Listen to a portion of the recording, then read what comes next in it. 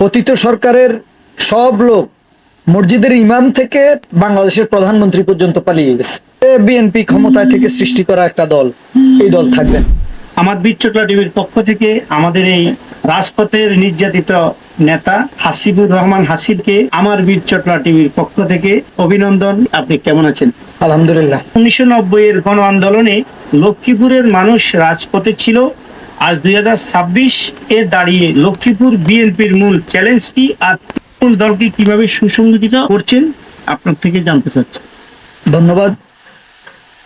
বীর চট্টলা টিভির দর্শক, বীর চট্টলা টিভির সকল সাংবাদিক ভাইদেরকে আমি আমার ব্যক্তিগত পক্ষ থেকে এবং আমাদের দল বাংলাদেশ জাতীয়তাবাদী দলের পক্ষ থেকে শুভেচ্ছা এবং অভিনন্দন জানাই। 1978 সালের 1 সেপ্টেম্বর বাংলাদেশ জাতীয়তাবাদী দল প্রতিষ্ঠিত হয়।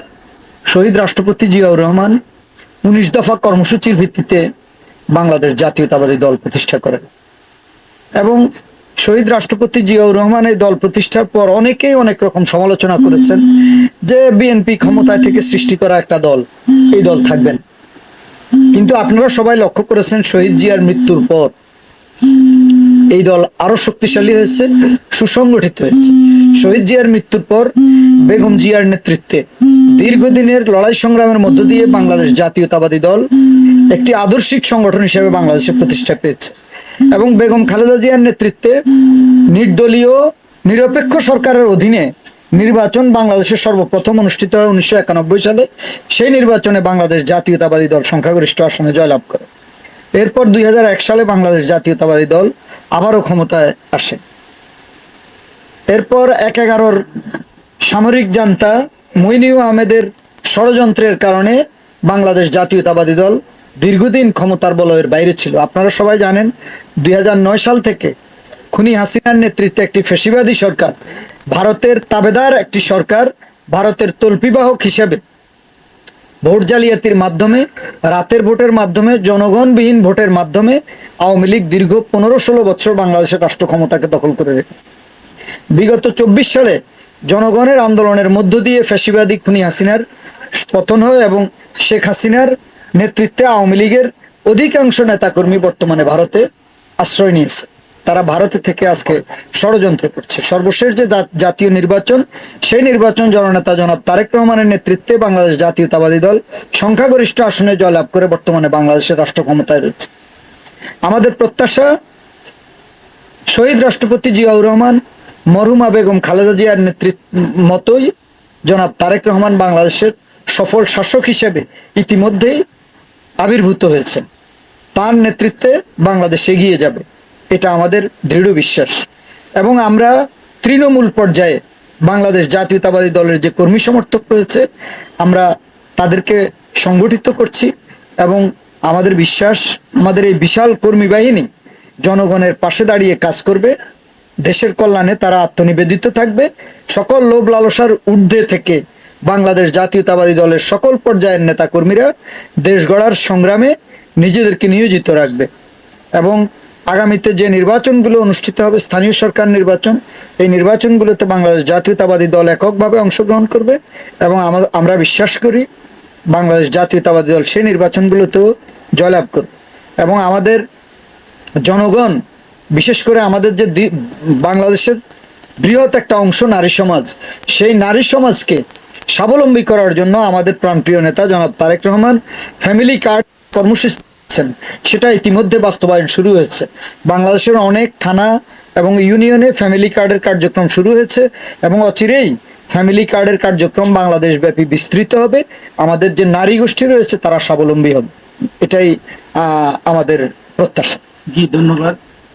সংবিধানের 59 অনুচ্ছেদে 1998 এর জেলা পরিষদ আইন অনুযায়ী স্থানীয় সরকার জনগণের দোরগোড়ায় সেবা দেওয়ার কথা, কিন্তু লক্ষ্মীপুরে মেঘনা ভাঙ্গন, নারিকেল শাসীদের ঋণ, বেকারত্ব, এই 3টা সমস্যা বিএনপির ক্ষমতায় আছে বর্তমানে। 1998 এর আইনকে কিভাবে ব্যবহার করে এবং সমস্যাগুলোর সমাধান কিভাবে করবে জানতে। দেখেন, আমরা বিগত সরকারের পতন হয়েছে একটা আন্দোলনের মধ্য দিয়ে। পতিত সরকারের সব লোক মসজিদের ইমাম থেকে বাংলাদেশের প্রধানমন্ত্রী পর্যন্ত পালিয়ে গেছে। দেশের সকল নির্বাচিত প্রতিষ্ঠানে আওয়ামী লীগের লোকজন নির্বাচনের নামে তামাশার মধ্য দিয়ে তারা আসীন ছিল। 5ই আগস্টের পর তারা পালিয়ে যাওয়ার পরে এই প্রতিষ্ঠানগুলো নেতৃত্ব শূন্য হয়ে পড়ে। বিগত 12ই ফেব্রুয়ারি নির্বাচনে বিএনপি সরকার গঠনের পর এই প্রতিষ্ঠানগুলোকে কার্যকর করার জন্য সেখানে সরকার তার উপর অর্পিত ক্ষমতা বলে জেলা পরিষদের প্রশাসক নিযুক্ত করেছে। এবং আগামীতে আপনারা দেখবেন ধাপে ধাপে স্থানীয় সরকার প্রতিষ্ঠানগুলোতে নির্বাচন হবে। প্রথমে ইউনিয়ন পরিষদ, তারপর পৌরসভা, সিটি কর্পোরেশন, জেলা পরিষদ, সবখানেই নির্বাচিত সরকার প্রতিষ্ঠা হবে। এবং আমরা গণতন্ত্রকে সমুন্নত রেখেছি, আমাদেরকে জনগণ ম্যান্ডেট দিয়েছে, সেই ম্যান্ডেটের আলোকেই সরকার জেলা পরিষদে বিএনপির নেতৃবৃন্দকে প্রশাসক নিযুক্ত করে যে আপৎকালীন যে কার্যক্রমগুলো সেগুলো চালিয়ে নিচ্ছে।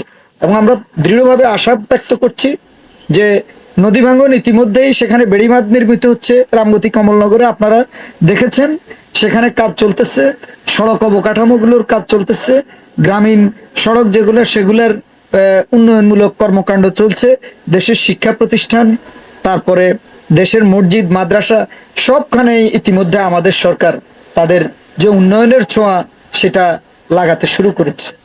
জি ধন্যবাদ। আমার শেষ প্রশ্ন, লক্ষ্মীপুরের 60% ভোটার তরুণ, তারা চাকরি চাই, ন্যায় বিচার চাই, ভোটের অধিকার চাই। 1971 লক্ষ্মীপুরের তরুণের 3 নম্বর সেক্টরে যুদ্ধ করেছিল। আজকে তরুণদের রাজনীতিতে সম্পৃক্ত করতে এবং তাদের আস্থা অর্জনে আপনার সুনির্দিষ্ট রোডম্যাপ কি? তরুণ সমাজ আমাদের যে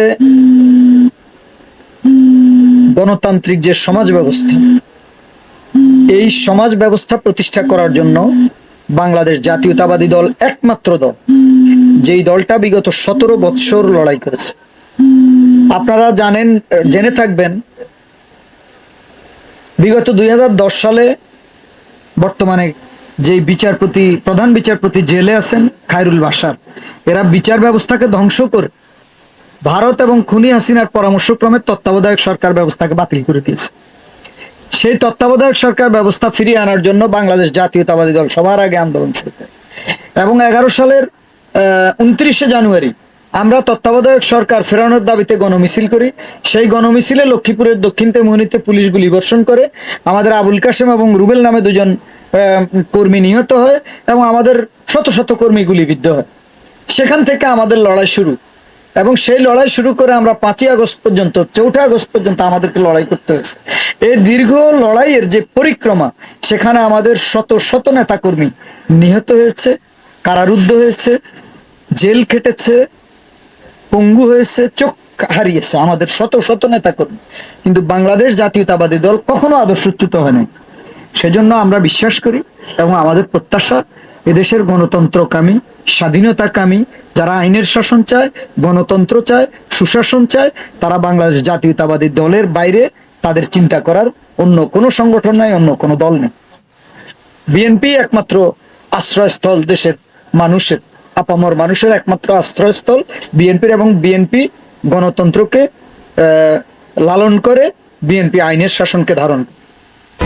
HM Expert B500 CWR স্বাধীনতার সুবর্ণ জয়ন্তীতে নতুন বাংলাদেশ গড়ার প্রত্যয়। HM Steel